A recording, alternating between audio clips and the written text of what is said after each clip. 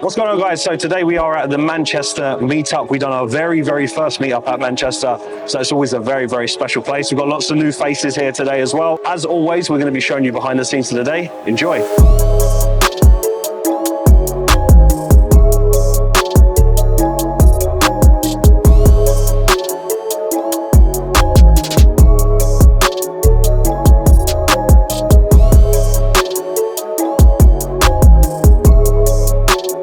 What's going on, guys? Welcome back to the Funded Trader podcast.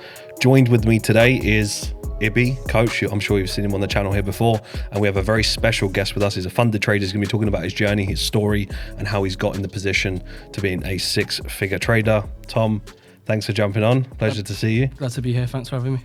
Looking forward to the meetup tomorrow? Most definitely, yeah. It'll be my fifth meetup now, so. Fifth meetup, yeah, nice. I'm starting to enjoy them. Yeah, I mean, you've literally grown so much from, I remember the very first meetup, so where you are now. I think this would be a great place to start. Those that have never heard of you, if you used to spend a couple of minutes talking about your journey, where you're at. Yeah, so I've been in Falcon 2 years this month, actually. So quick. So I'm obviously only 20, so I luckily joined at a young age. It's the first place I've ever been trading, again, luckily. Which I believe made me more moldable in that sense. It can be obviously a positive and a negative, especially being young, especially like ego for a young trader, I suppose. But luckily, like I say, it's the first place I've ever joined, 2 years this month. And yeah, got to a level now where I'm funded, had a few setbacks along the way, but nothing that wasn't part of the process and part of the plan, and nothing that you hadn't said to us, to be totally honest. Things that you said would happen. Mm-hmm. And also you've said many times, once you get to a certain level, you won't look back and regret.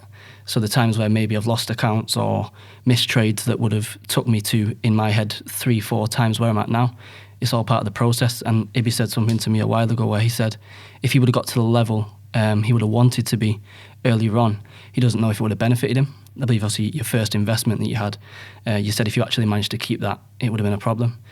So luckily I'm blessed at a point of being 2 years in where I now feel like a more holistic trader, especially like things like Rewired have helped develop me into a more holistic trader. So yeah, that's a bit of a summary of where I'm at so far. Yeah, definitely. It's really great to see. I mean, a couple of years. Ibby, how long have you been trading now? 7 years. Yeah, I mean, 2 years is nothing, right? No. From when you've met Tom, and you've obviously seen even more closely and more personal, you're from the same sort of area. What have you noticed? Is there anything that you've noticed from your perspective? Because I mean, this is different. Normally we do podcasts 1-to-1, and we're able to get their journeys and their stories and what made them work. But I think it's really interesting is that we get a kind of another person's perspective. Yeah. So you're 20 years old now, right? Yeah, 20. Yeah. So I can relate a lot because obviously being roughly around the same age, I'm about 3 years older than you now. When I left college, I had exactly the same mindset that you did, and that resonated straight away. Hence why we are friends as well, even outside of trading. But the mindset difference is the fact that you just crack on with it. I know it sounds so simple to people watching, but a lot of people don't understand that mindset. What they do is they over-systemize things, or they overthink things, overanalyze things. They don't look at it simply and holistically, as you said. So I don't know where exactly that stems from, but that's something that you've had, and I do believe that's a firm factor as to why you are where you are. I think that comes from a position of, and probably similar to yourself, probably a sport background. Something that Mark yourself has said many times, which luckily I was already kind of doing before you'd actually said it in a subconscious way, was if someone's ahead of me, and obviously you've said many times, I mean, like the boxing example, if Mike Tyson came in the room, would you try and tell Mike Tyson how to jab? And obviously the answer to that is no. And it seems like a lot of the things that hold people back, maybe the fact that they are trying to kind of reinvent the wheel. And it's almost like you said in the Rewired, the exact words was, if the master chef said this is how you cook the dish, and you use different ingredients, or you try to cook it for a certain amount of time different, would you get the same dish? And the answer to that's no. So from a sport example, obviously from a football background, if the coach who has obviously in the past maybe played at a higher level, played semi-pro, maybe some played pro, played for academies, if they say, well, do it this way or do it that way, why would I do it any different? And times that I did try to do it different in the past, I'd got burnt from doing that, not in trading luckily, but maybe in football. So it comes from, I suppose, that sporting background of understanding that if the master chef in your Rewired example is giving me the recipe, then why would I want to listen and do it any different? Sounds simple, right? And we'll dig into that point. But before we get into it, so where are you now in terms of golden number? Because I'm sure people are curious to know. Capital, third party, quitting your job. Where are you at? Yeah, so around a month ago, actually, I made the transition to being full-time trader. Congrats. As the golden number's been hit, 6 figures has been hit. I'm moving closer towards the bigger figures. But the good thing is the golden number's been hit.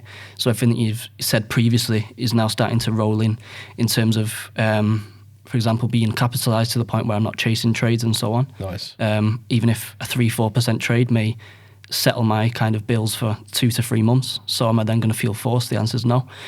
So yeah, I've hit the point where I'm a 6-figure trader. The golden number's been hit, which I was very clear from the start that 100k was my golden number. Obviously making the self-sufficiency number then 200k, which is obviously double. And luckily, I'm literally on the verge of the self-sufficiency number, which is a good thing. So yeah, I've hit the point where I'm at 6 figures, full-time trading. So now in the early stages of that, learning the lessons from that, my own routine, obviously, like I say, being more kind of a composed winner, as you've been touching on a lot recently. So that's the standing point I'm at now. Yeah, that's so cool. I mean, how did it feel handing in your notice?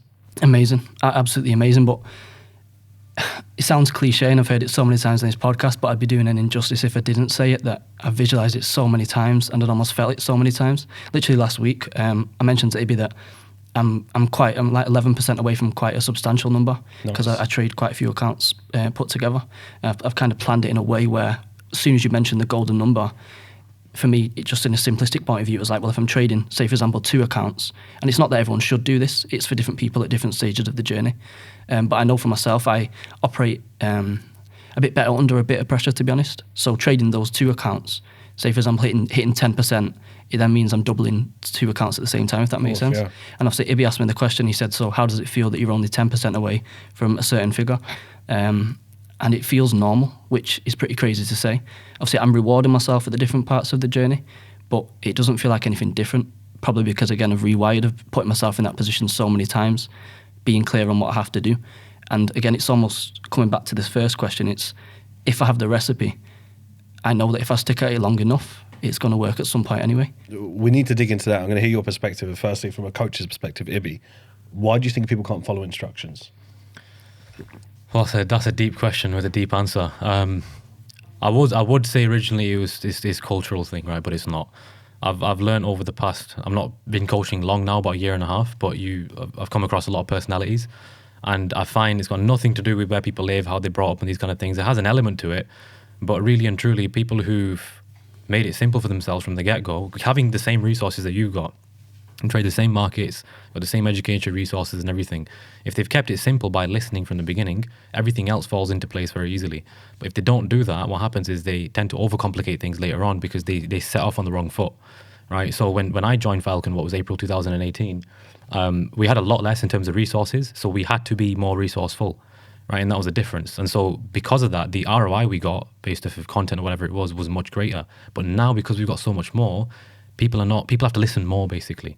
This is why we do more webinars and more things like that, so people can have the same messages drilled in as to how to use the structure correctly. Mm-hmm. Because if they don't, as there's so much, you can get overwhelmed, right? You joined, 2 years ago? 2 years ago this There month, was still a fair amount of content available. So my question again to you as well, following on from my answer here, how did you become resourceful from having that much availability of content as well? So, I mean, again, it just comes from a point of just listening, I suppose. And obviously, when I joined, it was before you as a coach. You was just making the transition. I think Abdu had just become a coach, and you was doing like the back testing webinars. At the time, they were called back testing webinars. And you, similar to a breakdown you've just done in Coach's Corner, you literally laid the blueprint of you've got the midweek, you've got the SMB, and you've got the trade recaps, and obviously with the foundation series and quick tips.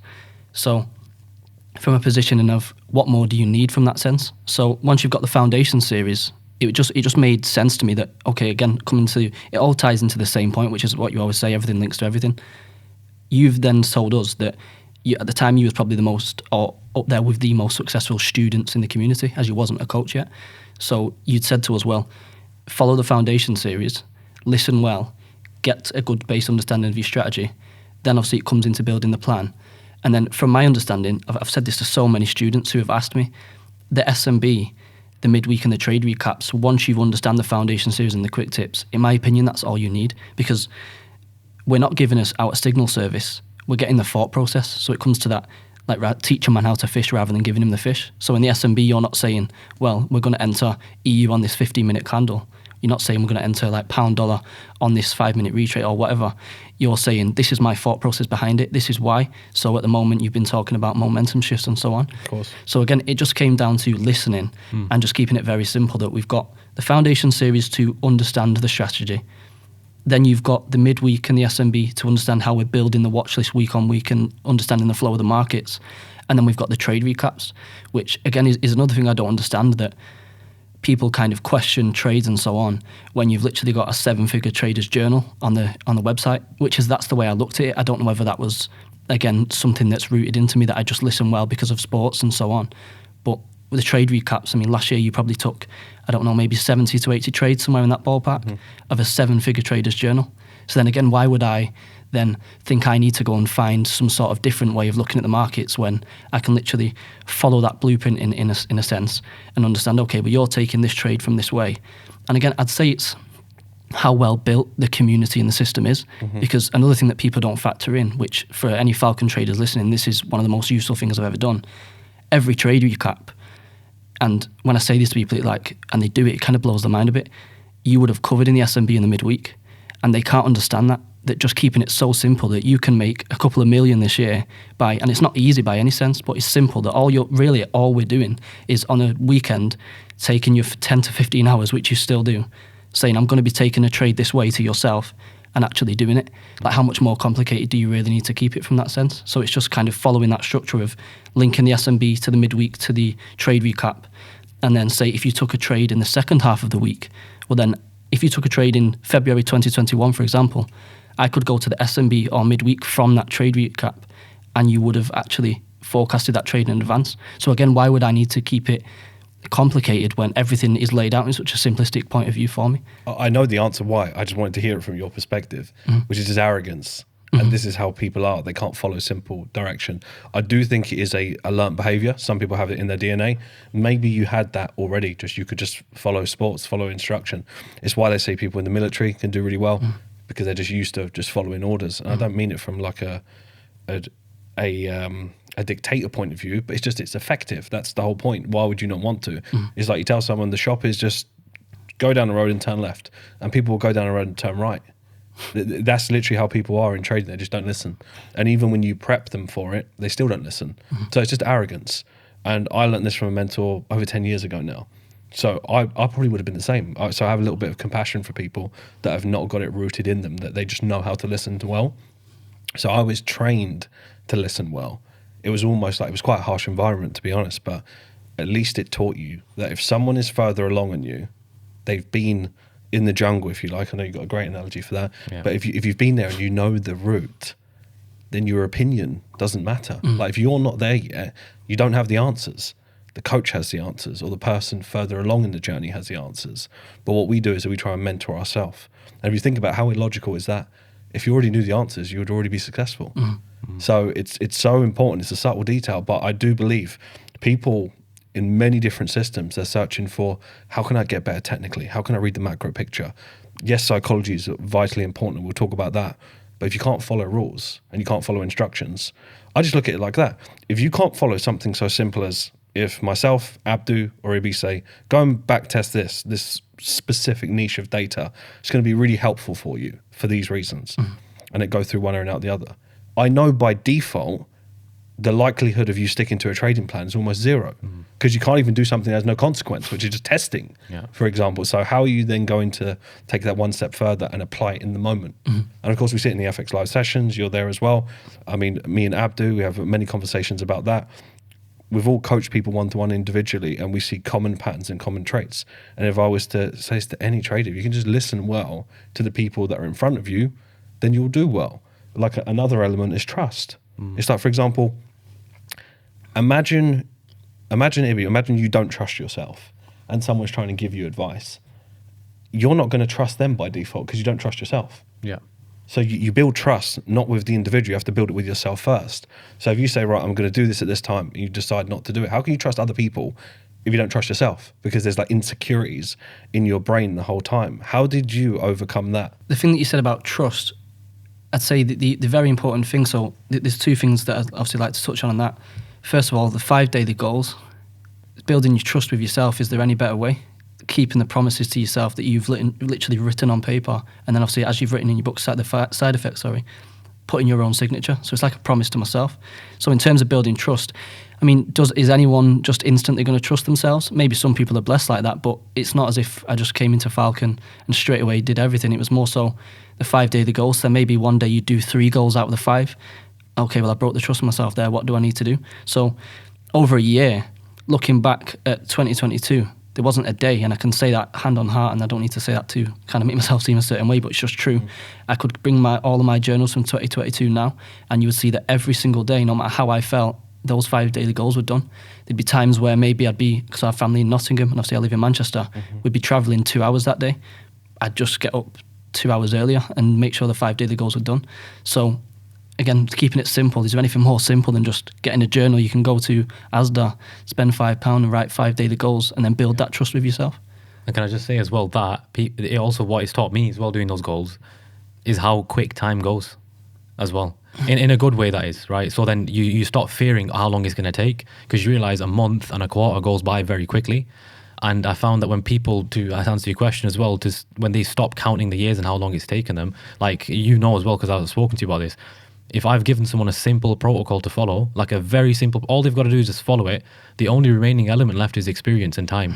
Right now, there's 2 factors here. You can build experience correctly or incorrectly. People can set off doing things the wrong way for a period of time. They've got 5 years experience of doing it the wrong way. So if they look at it, I've been trading for 5 years, you see how it's a horrible term to look at. But if someone's been doing it 3 years or 2 years, but they've done it the correct way, have you got proof of that? Then things happen a lot quicker and also more efficient in the sustain. That's the main thing. That's the thing I find when I speak to students, is that when I lay out for them and I make it clear that all you've got to do now is just trade for a period of time, for them that period of time is 6 months. But actually no, 3 months, 6 months, 9, 12 and onwards, the market's teaching you more and more things that you need to know, as long as you're building that experience correctly. To allude on to your point, Tom, I think I've mentioned this to you before, Mark, when you've literally taken all of the trade recaps, all of the different, I've seen this on your laptop, accidentally actually that day, and you've taken out every single detail, but the key thing is you've taken out what needs to be taken out, and you've not highlighted the rest of the actual notes. Just talk about that a minute. Yeah, so obviously that's something that I know people in the community kind of joke about, how well I can remember your trades. But again, from keeping it simple, the reason for that is that I've probably been, like you say, through the recaps 5 times maybe, and I've got a document for every single trade that you've taken since the start of 2020, which was before I was in Falcon. And again, the funny thing is, I was with Ibby that day, and for about an hour we was talking, and we were just talking about trading, mindset, psychology. And I said to him, I want to show you something. And luckily I had my laptop.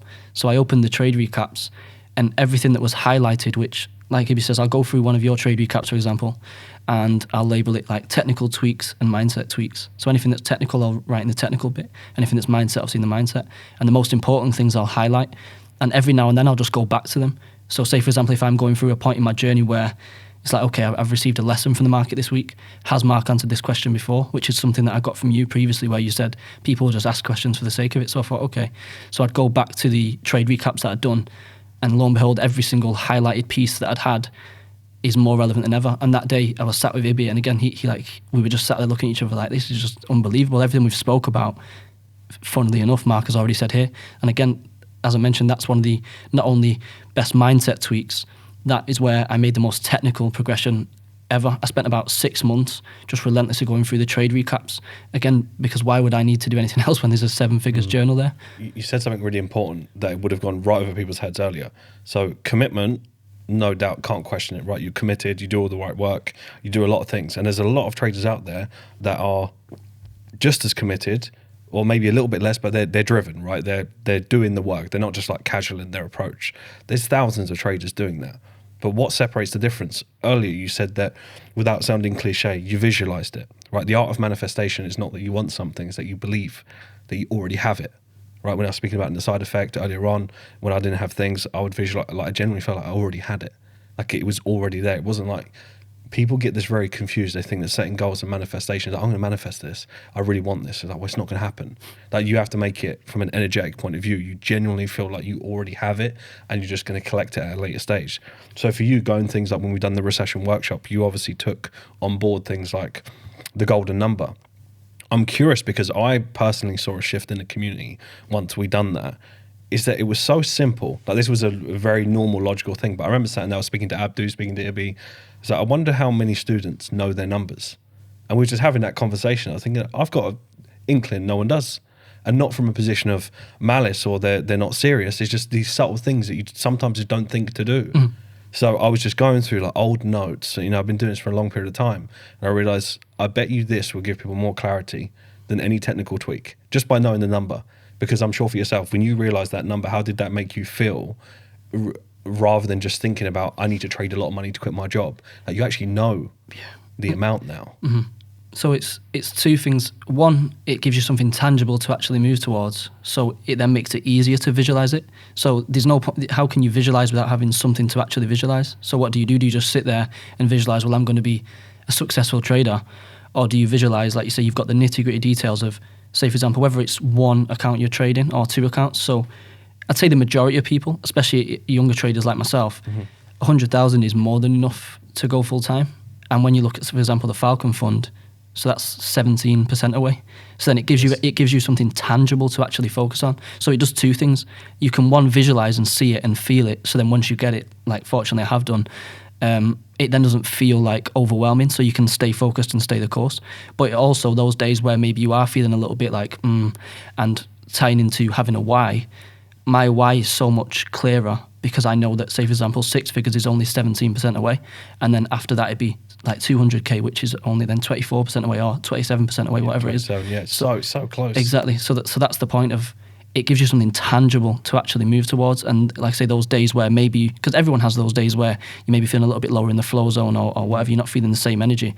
Well, then you've got it written on a whiteboard, or I hope you would do. I remember you said that in an FX Live. Yeah. You said that you're almost doing yourself an injustice if you don't have your golden number stuck on your desk. You need to know it. And I know that you did that way before. You had on your whiteboard the figure that you wanted to be trading. Yeah. So I adopted that as well. And it's like those days where maybe you are feeling a little bit low energy. I know I'm only 17% away from being able to go full time, which, like I say, 100,000 for most people, and definitely 200,000 for most people, which is only 27% away. That'd be more than enough to go full time. So it gives you something tangible to achieve. 100%. And I mentioned something in FX Live today, and I was speaking to, so I'll tell you about this, Ibby. I was speaking to this with Abdu recently, which is about, if you look at the My Forex Fund stats, you know, we've gone over this multiple times, and you see how diabolical they are, and people that are getting record payouts that will just lose their account. So we know statistically people are just not wired in the right way to do that. When we look at the caliber of traders like Tom, like yourself, and successful people in the community, if you get a 30K payout or 20K or whatever the number is, I know within a high degree you won't be part of that statistic. That's a compliment to you and to the people in Falcon. I think sometimes they forget that. So when I hear those stories, and I'm sure you'd think the same, like if you was to pick out traders that you coach, that you've spoken to, if they was to get a 40K withdrawal, you already know by default they wouldn't be the type of person to just say, hey Ibby, I know you've been coaching me, you know, I got a 40K withdrawal and now I blew my account a month. Like that just wouldn't happen. No. I'm not saying it's impossible, but the likelihood of that happening is so small. So, you know, big shout out to everyone in the community really for the caliber of traders that have come through and it's taken time and work. I know you've only been doing it a couple of years, but I mean, time is not really something people should, duration is not always a good metric because people can do things for a long time and achieve nothing because they don't listen well. They can be doing it 5 years and not listen well. That's why you usually see the trader that when they make the shift, let's say someone's been trading 4 years and in that last year they make all of the progression, you usually find they've only really been dialed in for about a year. And they'll be able to pinpoint the shift of like, that's when I got serious. And the first 3 years I was just messing around. Yeah, to add on to that as well, because that's a very good point. This morning, I was going through 4 traders' journals to assess their performance, all of which, by the way, thought that they were on their last thread, basically, right? And they've been trading about 3 or 4 years. Now, that's always very ironic to me, somebody who's been in an environment like Falcons for that long and has still not seen, not that they're not seeing up periods, obviously everyone has the up and down periods, but they're not where they desire to be yet. Or in their mind, they're not close to where they need to be yet, which is really interesting to me. So I did an experiment where I dived into every single one of their journals for 4 people, or 5 actually, if I remember correctly. And funnily enough, every single one of these 4 or 5 people had, this is all of Q1's trades from January, February, March, and also going into April and May this month. Right, I'm not counted this month, so let's just call it from January till April. on average, of these 5 people, 78 to 84% of trades should not have been taken out of all the trades taken. It's madness. And then on top of that, missed positions that I assessed from each one of them to see what their quality was like. All of these missed positions, barring 1 or 2 for each person, should have been taken. That would have equated to a difference of an ended result total so far from Jan to April of between -1 and -3% rolling floating profit to, guess what, plus 50 to 60%. Yeah, no doubt. And it is so simple and it was so black and white. And when I've highlighted the criteria, you'll find that the common denominator is either a under or misutilization of timeframes, incorrect positioning in certain areas, or mixing up the ratios with risk compositions. Like, it's such a simple black and white criteria that you could teach that to an alien and they would get it. Now, the only final missing piece of the puzzle is, do they listen? And if they listen, they'll do well. But that's the difference, what I'm saying, is between either letting go of an account or getting to a point where you could have scaled your account not once, not twice, but probably even to like high 6 figures 100%. in the span of 5 months, almost 4 or 5 months. That's insane. There's many people, and you've probably noticed it as well, recently, a lot of people that were in Falcon, I'm talking like 2017, 2018, that have done this vicious dance, and now they're back with their tail between their legs. And there's a reason for that. It's because they always thought that it's a common pattern. I see it, right? There's these external things that distract them, all of this different noise. They didn't focus on their psychology. They just didn't listen well. Like, they're not bad people, but they've realized themselves, and like, they send long messages, and I respect them for it, because there's an element of humility. Like, do you know what? I'll be honest, I didn't pay attention. So at least I can respect the fact that they're honest with themselves. Forget about me. They're honest with themselves, that they know what they need to do now to progress. But it's a common thing. Like, you have everything in front of you. It's just how you utilize it. All of these things are psychological. We're in the process of creating Rewired 2.0. I'm heading out to Canada in about 5 weeks. Nice. Right, so we're going to do a meetup in Vancouver as well. Nice. So Mr. International. We're competing with Abdu, so he's always over to New York. But it's going to be fun. We've mapped it out. Myself, Abdu, and Ibby, we've spent a lot of time on. You've loved 2.0, especially from the funding psychology point of view. Me, Ibby, and Abdu have just jumped on so many calls and dissecting things that we've seen that I personally believe that the industry have just not considered. So if there's someone out there who is a funded trader, blowing accounts, blowing assessments, they need it. They need 1.0, but like, they definitely need 2.0. But that's going to be crucial. How have you utilized Rewired? Because some people, again, it's resources are resources. There's always great things out there. How someone uses it is the crucial key. How are you using it on like a practical sense? So I think the thing with Rewired, because there is so much in there, people can make the mistake of trying to use probably everything at once. So similar to obviously you've always instilled into us that you can't build like 7 income streams at once. So master trading and move on. So there's so many things in there that can be used. I think the problem is, I don't doubt that people go through it. I just don't think they go through it systematically. So they probably try and use the window of opportunity, and then they probably try and use the affirmations, and then they probably try and rewire their self-image at the same time, and they probably try and figure out the why at the same time. So you can tell that everything's layered in a way. So there's no surprise that the first module is the why, because all through Rewired, you then link it back to the why. So people probably, because if you ask someone in Falcon, what's the most effective module from Rewired, you'll probably get 2 answers. It'll either be the self-image module, which is module 5, or it'll be the flow zone, for example. But then people will jump straight to the self-image before figuring out the why, when you tell them you need to get your why down first. But because they hear everyone else, again, not listening to the coaches and listening to other people in the community, which is great, and that's the power of community, but they get dragged here, there, and everywhere. So I'd say the way I used Rewired is I used it module per module at a time. So I got my why down first, which most people have an idea of anyway. And then I picked one specific thing that I wanted to build in as part of my daily routine, which for myself was the window of opportunity. So that being the first 15 minutes and the last 15 minutes of every day, when you're in that alpha brainwave state, you're more kind of malleable in that way. Don't leak the course. But that's the point of like, so I picked one powerful thing to kind of pick and instill into my daily routine, and it's just completely changed my life, which is pretty crazy to say that 15 minutes at the start of the day. Isn't it? Exactly, that's the point. So for people, I would say they need to pick one, get the why sorted, because you keep coming back to the why through Rewired. So why are they doing what they're doing? And then pick one thing at a time to go through, because we know that self-image is so important, but people try to jump to the self-image before they've got the basic kind of foundations down. Yeah, that's a good point. That's a really good point. That how you've used it from like module by module, and you've applied it practically as well. Is there been any moments in your trading where you've been able to see? Because this is a common feedback I get, is that it's not always obvious. It'll be like maybe like 4 months down the line, something will happen, and it might be a situation where they usually could predict. They would normally FOMO into a position out of emotion, but they've got the self-awareness now to go, I'm about to repeat that mistake again. And it's just that conscious thought that stops them getting involved in a crappy trade that then leads to the next crappy trade, and so on and so on. And it stops them going down this downward spiral, which could be the difference of actually waiting for the higher quality positions, the low risk positions, and then they just go on a sequence of wins. And I'm right, tell me what's changed. Like, do you know anything more technically? Like, no. Right, so what's changed then? Like, I'm just aware of my emotions. Yeah. Well, that's the key then, isn't it? So I'd like to approach that from two ways. So definitely in trading, it's massively effective. It's that error thought, which is crazy because you talk about the error thought in Rewired as more so daily life, and then it kind of transitions into trading. So it'd be that error thought of, well, I know that this isn't part of my plan. I know that I probably should wait for that wick to fill, or I know that I should wait for the break below that low. I'm just giving examples here. But then they will still jump in anyway out of that FOMO. And it's when that error thought comes in of, well, I know that I've taken, for example, 20 losses here before when I know that I shouldn't do. And it's not about always trying to avoid the loss.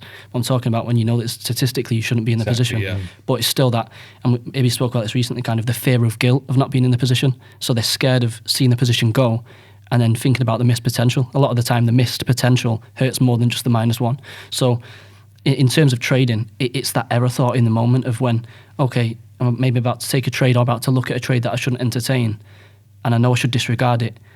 Let me go back through my process. Let me have a relook at my trading plan. So it's just about kind of slowing things down in the moment. One of the biggest things I got from Rewired, it just gives you a sense of being more present. So it's like, and I know you mentioned this in a story recently as well, when you was in London for the end of year and you was eyeing up silver, and you said you just have like a moment of bliss where everything just goes quiet. Yeah. And it's just like you versus, well, not you versus the charts, you with the charts. Yeah. And I'd say that's probably what it is. It's just, it gives you that sense of comfort in the moment where it's just you with your thoughts. And because Rewired, your thoughts are now much clearer than before. And I think for a lot of people, they're probably with the thoughts, but they're just with the wrong ones. Yeah. So their thoughts are dictating the trade. What makes us take a trade? We know that everything starts with a thought. So you're only going to take a trade because you're thinking that it's a trade you should get involved in. Are you happy now and confident that you could trade 7 figures using these processes? 100%. Most definitely. There's no doubt about that. Even with other traders in the community. So that obviously, you know, like my closest friend is in the community. He sent me a trade earlier that I was like so happy with and so proud of, that there was a trade on Aussie dollar, and I know for a fact most people would have just set a limit order, even though we set a market entry, rather than setting a stop order. Even though we know, you've told us many times, just set your entry a few pips below the body, for example.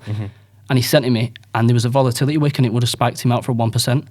And I know for a fact that even for him, it would have been that second just to have a look at things and say, well, I'm just going to wait that extra little bit. And it's not, again, about saving yourself from losses, but it's just the amount of times that you would just sit there and be present, that I now know, and I now know that many traders in the community could trade much more scale, because it's that decision making, because it's like almost a compound effect. You get involved in a trade that you know you shouldn't be involved in, and that's not kind of the only consequence. It's like the second and third order consequence, where you're then chasing another trade and then you're taking a barrel of losses. That's exactly what it is. So that lack of discipline in the moment will then lead you to FOMO into another trade, then miss another trade that might drop for 4 or 5%. So just that one little kind of distinction in the moment of I'm going to wait could then save you from all of that after. So I definitely do feel much more positioned to trade bigger figures. Yeah, nice. And the root virtue of all of this is what? Self-control, isn't it? Self-control and restraint. That is literally the name of the game. If you think about everything that people do that ends up destroying them mentally, emotionally, or physically, or financially, or any way, shape, or form, they give into their pleasures. That is literally it, right? And they over-abuse that, whatever that might be. I don't know, if you say a chocolate bar that you see, and you say, no one's watching me today, so I'll have it. That same mindset can translate into something else, especially when you're in a game like this, where it's a high-performance skill set, where you've got to be mentally on point all the time, consistently throughout, until it becomes a normality, right? Like people think, oh, that's too much for me. What if I get burnt out? You won't get burnt out if you make it a normality. That's the difference, right? But because people don't see it as a normality and they reward discipline too much, they think, oh yeah, I've done all my daily goals this week, I deserve something for it. Because they feel so entitled to these things, they're stemming themselves out and away from that normality bracket. And so consistently they'll find over a period of time they get burnt out. anything that, like what you mentioned, whether it's getting into a trade that you shouldn't have or staying out of a trade that you should have been in the first place, all these things boil down to self-control and restraint. And that does translate. So how's that translated for you in outside life as well? I'm glad you asked that question because I wanted to touch on that. So obviously, you know that recently I had surgery on my leg. Yeah. And again, the same thing I'm talking about. Everyone was kind of like, oh, well, like, I feel so sorry for you and like, I hope you recover well, but almost in kind of like a mollycoddling type of way. Whereas the first thing he said to me, and obviously he's been through Rewired many times, was, oh, you'll be back 10 times stronger. And I just sat there in that moment, and I know it's a little thing, but I was like, everyone else, from a position of caring, they're not doing it from a negative point of view, but again, they don't know any different because they're obviously not very conscious to it. And they're all like, oh, well, I feel so sorry for that. You must be in so much pain and blah, blah, blah, which even as a high performance person, you could kind of get sucked into that. And the first message he sent me when he found out was, oh, you'll be back 10 times stronger. So again, how does that come into your life when everyone around you is different? Darius on the podcast said that his mum now has a challenge where she has to speak positively when she's around him. I see it in my family. I see it in, like, let's say my close friend's family, where I'll now tell my mum every day, you know I'm going to retire you, don't you? And if I say to my mum now, and this is hand on heart, if I say to her, mum, and she'll say what, and if I say what and leave a pause, she'll say, you're going to retire me. So I'm now like, I see it in everything. I see it in, like, I genuinely believe I'm a millionaire. Like I say, the conversation that me and my friend have, who's my friend way before trading, we don't talk about the common things that everyone talks about. It's always like, it's almost like we know we're millionaires, it's just time catching up, and that time's catching up very fast. And it's those conversations where, like I say, they may seem like very insignificant things, but it's only when you sit there and reflect that everyone else is kind of giving you a bit of like sorrow, and they're just, future, well, you'll be back 10 times stronger. Or like say, when you're having a conversation with your mum, and she may say something that's kind of a bit negative, and I'll say to her, mum, don't say that. And she, oh yeah, you're right. And then she'll say something different. So when you see it start to impact your family, that's when it's a whole different kind of feeling. And the good thing is as well about your circle, right, that you don't cradle each other when something goes wrong, as you said, right? You're going to come back 10 times stronger. How many people, for the people watching, that you're around people that when things get tough, that they do those exact things that you mentioned? You know, oh, it must be hard to go through that. You've heard it many times as well. People like, oh, you should talk about your losses as if it's like some therapy session or something. Like, we shouldn't make it that way. Trading, people have to accept it is very abrupt. You just have to be an abrupt individual because the markets are abrupt and they get to the problem straight away. They don't cradle you. They don't sit and think, oh, this person must have a story. You just order a number on the screen. That's all you are. That is as objective and harsh as it is. And if you can't replicate that same behavior, not to become a vicious person, there's a big distinguishment between the two. But if you can't replicate that same behavior, that same framework of mind, then it's going to be very near to impossible for you to succeed, no matter how good of a job me, Mark, or Abdo, any mentor or coach does for that matter. Like, we could give you everything, but our job is just to set the boat off and sail it in the right direction, because direction matters, right? And you're just supposed to sail it. But it's the sailing part that people get confused on, right? If you imagine like an island here and a boat here, for example, right? Here come the analogies now. You ready? Go for it. I've been waiting. Where's the bamboo? I've got many lined up, but this one's very important because you've got an island here, yeah? And you've got a boat here and it's sailing. If the island's hypothetically north and you sail west, it doesn't matter how far you sail that direction, you're never going to get to this island. Imagine this island is symbolic of your goals, right? Where you want to be. But if you say, for example, you're sailing in the right direction of the island and you're going slow, you're still going to get there, aren't you? Compared to the person who's going west or the wrong direction. If you stop, you're never going to get there. So the answer is just sail. And that's I know it sounds so simple, but that's what people forget.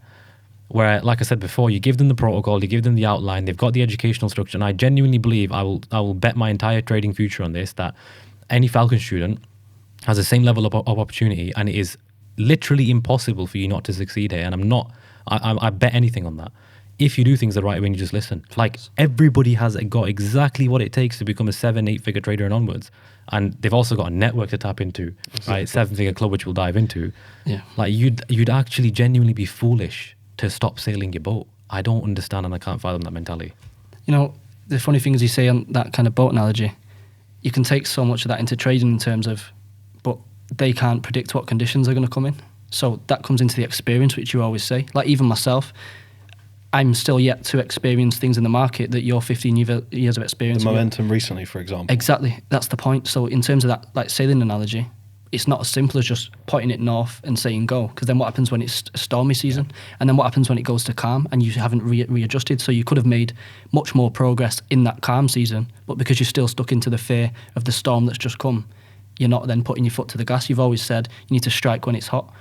So there's so many lessons you can take from that, again, just experience. And even myself, I've got to a certain level, but I understand that with experience, and fortunately for Rewired, when I say setbacks, I don't mean setbacks that will put me down as a person.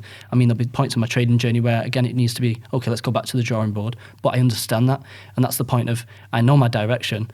I've obviously got a lot closer to the destination, but I understand that there'll be things along the way that I can't kind of predict, and nor should we have to. So it's important that you said that, because, like I say, with the sailing analogy, there's so many conditions similar to the market that you can't predict ahead of time. Yeah, direction's more important than speed. It always is. And speed is normally the thing that people want. So that's why the direction is so far off. But if you was just clear on, right, I'm on the right path, I know what I need to do, show up every single day, and it will happen for me. But the thing is, it's never going to happen when you want it to happen. And that's the battle in your mind that you have to do every single day. Like I've spoken to you, Ibby, about this so many times. I was speaking to Abdu about it recently, which is people don't understand or can possibly fathom how much me, Abdu and Ibby care about your success and want you to do well, to the point that it will frustrate us if we hear someone who has got to the next stage and suddenly just taking 5 trades in a day. Like, we know that those 5 trades don't exist. Where did you get them from? But they'll go through something like that. They might think that, well, that just hurts me. Not necessarily, because you're damaging the reputation. All of the work that we put in then becomes pointless. So that will bother us. But to a point, from a caring point of view, we can't want your success more than you want your success. That's impossible. And we find ourselves in that scenario a lot of the times. But you find I'm a big believer in success leaves clues. Everything that you're saying is similar things that someone like Thanos, right? Incredible attitude, Thanos really well. Of course, yeah. Similar mindset, will take modules in Rewired, apply it, do it well. Like, you start to see commonalities. Every single one of you are different in terms of personality, your why, and things that you want to achieve. Yet you can all come to a common ground. Maybe it's probably a good idea for me to not take things personally. If I said that to you and Thanos, for example, you'd go, yeah, makes sense. I'm not going to take it personally. Like, you just find a commonality in people that do well, listen well, take feedback and criticism on well, and they won't just stray away. And then you get people that take things very emotionally when you give them feedback, or I do, or Abdu gives them feedback.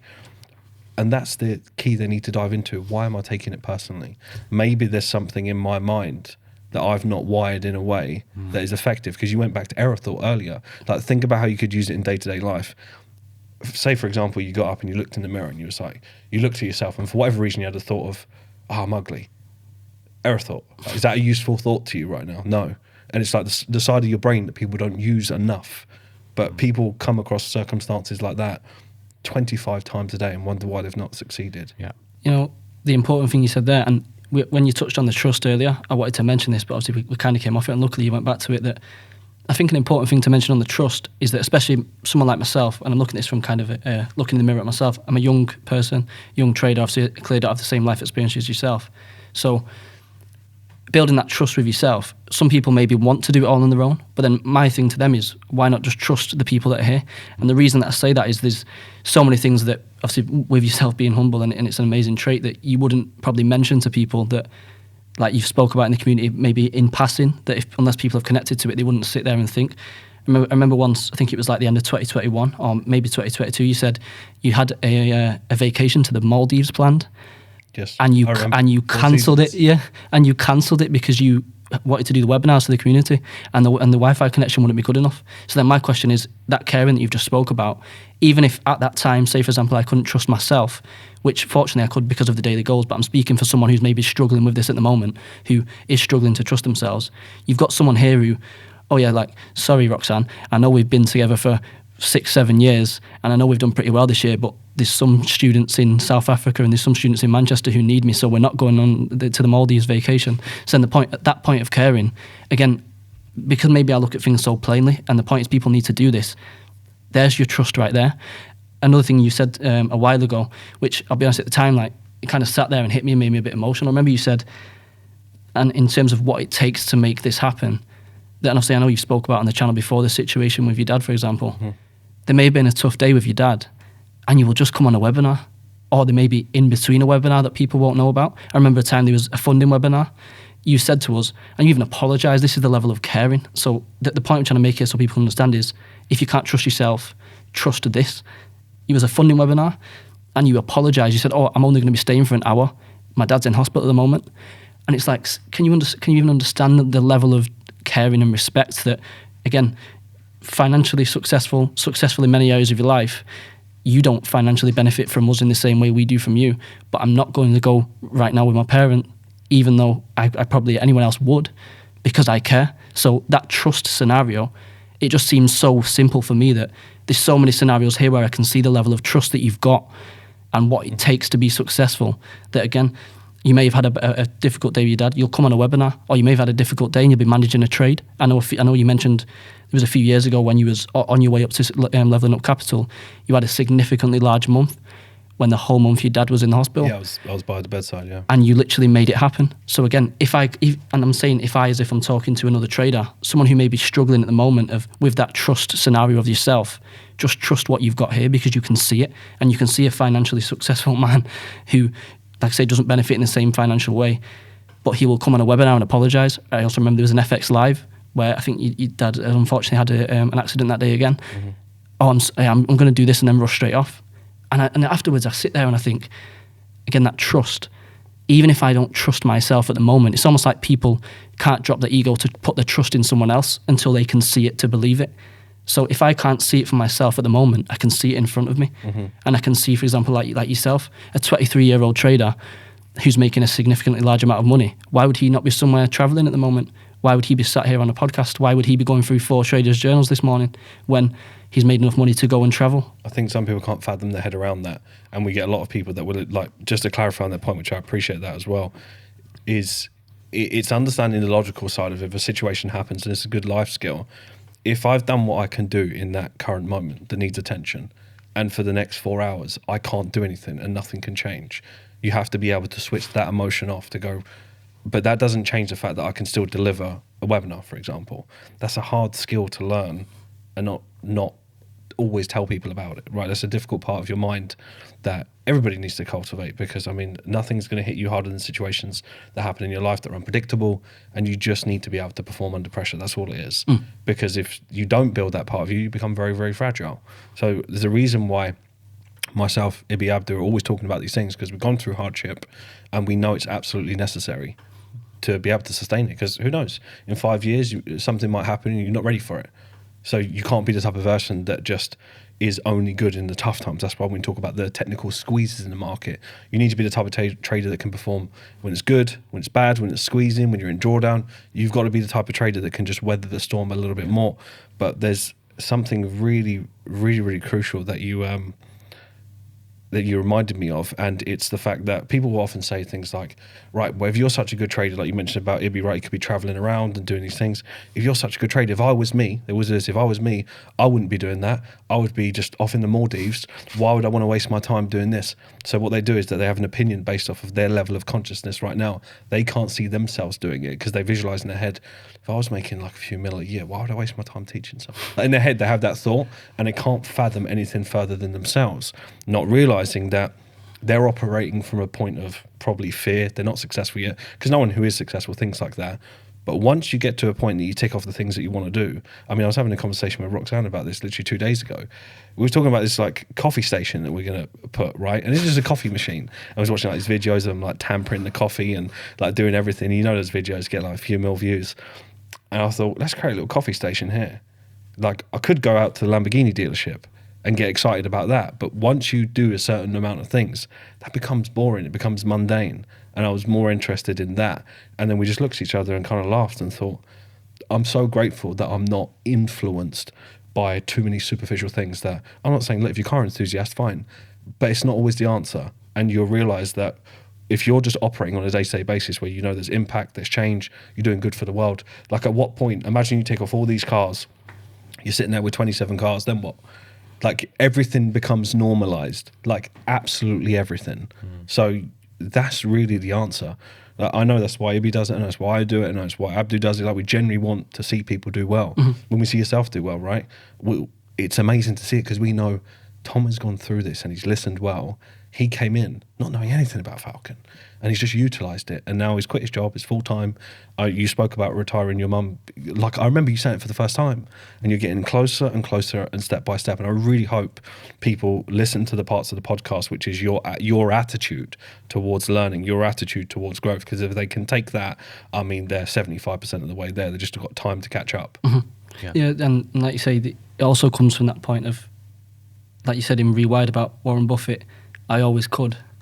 It's like that mindset of even before the kind of consistency and then the withdrawals started to come into trading, it's like that mindset of I always could. Like I said, the conversation with often my close friend, it's like we have the conversations where it's already happening. Dubai, like it's already happening, we're already there. It's just like, like I sent him, and again, I know we're laughing because we spoke about cars then, and this is going to completely go against it. But even the little things of, for example, renting out supercars when we're in Dubai, because like we'll both be 21 at the time, we'll be able to do it. And I sent him like a link to a car rental place the other day. And again, it's like you say, those little things. It's not about, for example, going and buying the Lamborghini or the Ferrari, but just kind of understanding the stages of growth, like being able to put myself in that position of I always could. So I'll be in Dubai at the end of the year in a Lambo with yourselves, like celebrating the success. Just like say, I even watched a HBO interview with Warren Buffett, which I sent yourself some clips for.